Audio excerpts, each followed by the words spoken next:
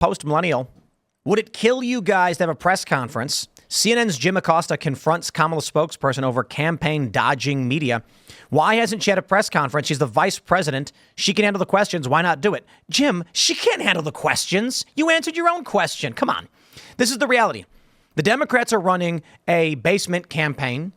The analysts are saying they call it a generic Democrat campaign, which works. And that's all it is.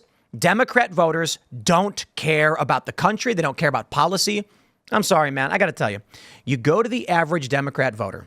They're going to say, sure, I care. Sure, I care about these things. And you're going to go, okay, without saying Trump, give me 3 policy-related reasons for voting for Kamala Harris. And they're going to just dial tone. Boo, nothing. There's nothing there. Bro, I read the news every single day, nonstop, 24/7. Even on weekends, it's crazy. I'm just sitting there reading news. And I can't tell you what Kamala Harris supports. Because you've already got these montages where it's Kamala, she's being interviewed, and she's like, I will not accept a person being denied health care. I will do everything when I'm in office to fight for Medicare for all. And I was like, no, I don't want that. Then she's like, we're gonna decriminalize border crossings. Now she's like, on day 1, I'm gonna deal with the border. Now she's like, I'm gonna make prices good. You could find her saying literally anything and everything. So if someone came to me and said, devil's advocate, why vote for Kamala Harris not mentioning Trump? I'll be like, there's literally no reason. There's none. They can't. The same thing with Biden. No matter who you talk to, I have family members who are boomers and they're Democrats. Every time I ask them why, what do you like about Biden? What do you like about Kamala? Everything's, well, I hate Trump is bad. Yeah. It's always Trump is bad. It's never nothing he's good at, because she has no policies, like you said. She's a chameleon. Yeah. She flips and flops to what the... It's opportunistic. I mean, it's similar to what you were talking about. When she is in front of certain people, she'll talk about certain issues, but she never gives you any specifics. So all of these are empty promises if you think there are promises at all. I think a lot of voters are going to assume, like voters who wanted Biden to stay will be like, oh, well, she's going to continue the Biden legacy, right? Even though she never said she's going to do that. And then people who don't like Biden are going to be like, no, she's going to be this new, like, energetic, all kinds of new things. No one can say anything. And I think that is really where the Harris campaign wants you to be. Right. Now, there was one guy that I talked to on TikTok who requested to come in. And I said, why are you voting for Kamala? And please do not say, because she's a woman. Please do not bring up Trump. He said, which I burst into laughter. He said, because she's going to advocate for people to get more time off work. What? I said, sir, what field are you in? I'm in tech. I said, and you need more time off work. Yes, they're working people like slaves. And Kamala Harris, he said, and the union endorsed her, and she's going to fight for us to get more time off work. And people need more time off work. And I'm like, listen, I said, I don't think that's the biggest issue in America right now is people worried about getting time off work. People are trying to find jobs right now. People are barely making it. People want more work hours. And you're talking about you're voting for her because because you believe you're going to get more time off work? Also, if that is her policy, why not put it on your website? Yes. I should be fair. Though Kamala hasn't stated any of these policies, you can assume that she's going to be very, very pro-abortion, probably as pro-abortion as you could possibly be, and she's going to be pro-trans and trans kids. So if someone were to say to me, I'm voting for Kamala because she's more likely to support abortion, I'd be like, well, that's likely true, in which case you're voting on a very weak premise you're hoping for instead of what she's actually stated she will do. But I do think it's fair to assume if you like abortion and you want to abort, Kamala's your candidate. Now they bring up, what is the main, when you bring up, well, they just don't have, my thing is this, if someone did not force you to have sex, if your legs were not forced open, okay, it is your fault the reason why you had a child. Like, wear a condom. And so many people that I have talked to who are pro-abortion, I said, I even offered to send them free condoms. Like, I get a vasectomy. You have cousin T's condom? But I will send you a condom though. Just close your legs. You having sex with somebody and you don't like the guy anymore that's your fault that you got pregnant. If you were not forced to have sex, then That was your choice. You made the choice. You open up your legs. You let that man. But it really is that vapid.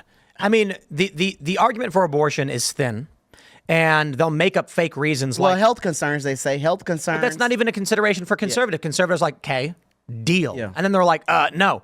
So they make up fake reasons. My concern is like, okay, how is the country functioning like a machine? Like, what is the economy supposed to be doing? We're facing a recession right now. That's what Newsweek's reporting. You've got people who can't afford to eat. Things ain't going so well in this here country. And so I don't care about whether you want to abort your child or whatever, right? I think it's bad. I agree with you. People should have personal responsibility, but I don't even understand why that's a top issue for the average person when you're like, have you ever thought about how you can't own a house? But here's what I fear. Right. Young people are being raised with the expectation that you can't own a house anyway. So you can't want what you don't know exists. It's what was it? Tim Apple said. No, it wasn't really Tim Apple. It was Steve Jobs. I know his name's Tim Cook. It's Steve Jobs who said, how can people how could people want something if they don't know it exists? That's true. And so that's why he made the iPhone. And he was like, we're going to market it. Everybody said it was stupid. Nobody would want that. And he's like, why? They've never seen it before. How would they know? Then they're going to say they're going to want it. So you've got these young people that are like, well, I can't own a house anyway. Owning a house. There are people who are now entering their 30s. They can't own a house, and they're never going to own a house, and they're not even considering it a possibility to own a house. And that's a benefit for Democrats when they can say, well, you don't even want to own a house, do you? You want to live in a 2-bedroom with 4 of your friends, right? And then you got no room in that apartment. You can't have kids. You need an abortion. That's what they're pitching. The economy is bad, but it's a good thing. We're going to make sure that you can have abortions because the economy is bad. Yeah, I think there are more important things in this country to discuss than abortion. That's just my opinion. And I think yeah, because I truly believe, and people think Terrence, you just you're over exaggerating things. I truly believe if we continue to if the wrong people continue to stay in power, I do believe that America could fall. Mm-hmm. Like any country can fall. I know we are a strong country. People say, "Oh, that'll never happen. America will always be here." No, but you have to maintain know that. It's fragile, and you don't like anything is possible. Yeah, and so much of the abortion messaging right now, I mean, no matter where you fall in it, when it comes from progressive candidates like Kamala Harris and Tim Walz, it's Trump is trying to take something from you. It's any issue. It's Trump is the enemy and you have to be fearful of him. We have to defeat him. That's the language all the time because for, I guess, the 3rd cycle in a row, Democrats are running a not Trump campaign. They don't have any strong issues to present other than to say Trump is the enemy. He's the big bad wolf. He's coming to ruin your life and will protect you. When actually, if you look at the Biden economy, a lot of people's lives are in dire straits right now. A lot of people's, goals to buy houses or to, fund their children's education or whatever it is, like you can't do that right now. So once again, instead of taking responsibility, it's this left-wing politician move to be like, but he's the really bad guy. He's threatening you. Well, exactly. Republicans do the same thing. Do you have a sister? They both Do you have a sister? You have a mother? Yeah. They both live in fear mongering. Republicans or Democrats are bad. They're going to do this. They're going to not let you do this. They're going to bring in borders. They're going to bring in people, immigrants. They're going to let crime happen. And the right's like, but they are. I know, that's what I'm saying. That's the thing. We're truthful about what they're going to do, and they're saying stuff the Republicans are going to do stuff that's not going to happen. Exactly. Yeah. They're going to say Donald Trump's he's a fascist. He's going to send the military and lock you up and he's going to put you in camps. And then that never happened in Trump's campaign. These are the same talking points that they used in 2016. Yeah. The same talking points. They said that in 2016, Trump is going to send black people, he going to put y'all in chains. He going to send y'all all back to Africa. He going to put everybody in camps and it's only going to be white people in America. And they're saying the same thing. So if he didn't do it then, why is he going to, why do you think he's going to do it now? Mm-hmm. But I think the Democrats were more happy about Roe v. versus Wade being overturned than conservatives. It unlocked so much money for them to campaign. They were so happy. Yeah. They were, and now wasn't there a leak that had happened? It leaked a month ahead of time. And you know what? The Democrats were probably behind that. And they never figured out who the leak was. The Democrats wanted that to happen. I'm telling you, they were like, yes, we are going to win on this. Mm-hmm. We need this to happen now. Let's even leak it. Let's even force the court to go ahead and bring it out. And we need them to bring it out now. Well, and who gained from that? Planned Parenthood's Political Action Committee raised so much money off this issue, bringing this back into the public discourse because it had been, obviously there had been a lot of pro or anti-abortion advocates sort of agitating against it for a long time. But for the most part, it wasn't the cash cow that has definitely become in the last 2 years. Right. And you know what? I think the most important thing, like Tim was saying, is, people being able to afford to even be able to, like, the most important thing right now is people cannot even afford to pay their mortgage on time, their rent on time. People are struggling to buy eggs, milk. Credit card debt is up. Credit card debt is up. Like, that is important. Like, people, and inflation is like at an all-time high. It is absolutely insane. And some people like, even if somebody has to come out of their pocket $100 extra a month, that is like, that for some people, that's a lot.